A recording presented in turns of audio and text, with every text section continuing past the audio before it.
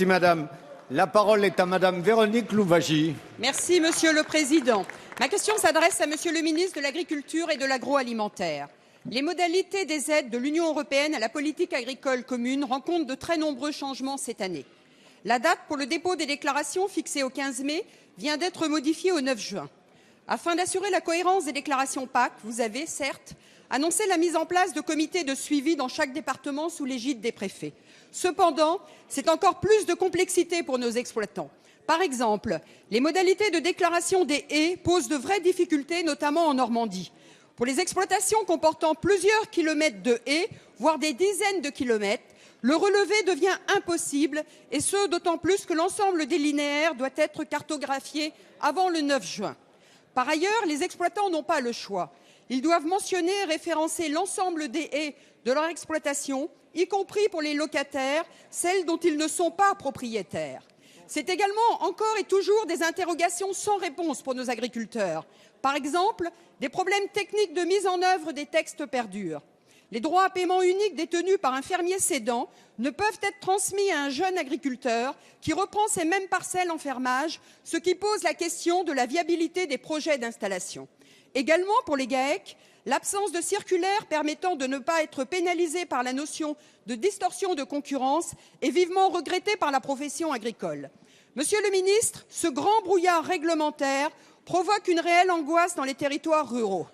Aussi, j'ai deux questions, monsieur le ministre. La première, est-ce qu'un cadre clair, un cadre précis et un cadre applicable à toutes les déclarations PAC peut être établi et rendu public avant la date de dépôt des premières déclarations le 27 avril prochain? Et la seconde, pouvez-vous rendre la réglementation plus simple et plus souple pour la rendre intelligente et acceptable? Merci. La parole est à monsieur Stéphane Le Foll, ministre de l'Agriculture, de l'Agroalimentaire et de la Forêt. Monsieur le Président, Madame la députée, vous avez évoqué les déclarations de la politique agricole commune avec les changements qui s'opèrent.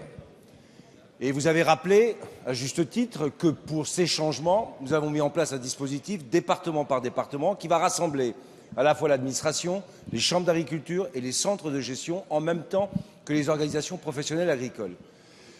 Pour que la cohérence dans l'application de cette nouvelle politique se fasse et que les agriculteurs aient des interlocuteurs qui soient au même niveau d'information. Ça se mettra en place dès la fin de ce mois et sur tous les sujets techniques qui sont posés, nous apporterons les réponses techniques pour que les déclarations se fassent avec le retard que vous avez évoqué. Pourquoi ce retard? Je vous rappellerai quand même que pendant 6 mois l'an dernier, en 2014, nous avons eu à subir l'apurement européen pour des aides qui avaient été versées entre 2006, 2008, 2012. Ensuite, nous avons donc été obligés de négocier pour mettre en place la nouvelle cartographie que vous évoquez, qui nous oblige techniquement, effectivement, à changer un certain nombre de choses. Les agriculteurs, avec les comités d'appui, seront aidés et soutenus pour réussir leur déclaration. J'ai parfaitement mesuré les difficultés. Et sur la question des haies, je voudrais vous rappeler une chose. C'était où on intégrait dans les surfaces primables ou on ne les intégrait pas. Le choix qui m'a été demandé, et il est juste, c'est d'intégrer les haies dans les surfaces primables. À partir de ce moment-là, on est obligé de les définir. C'est ce que nous allons faire avec cohérence, sérénité et détermination. Merci,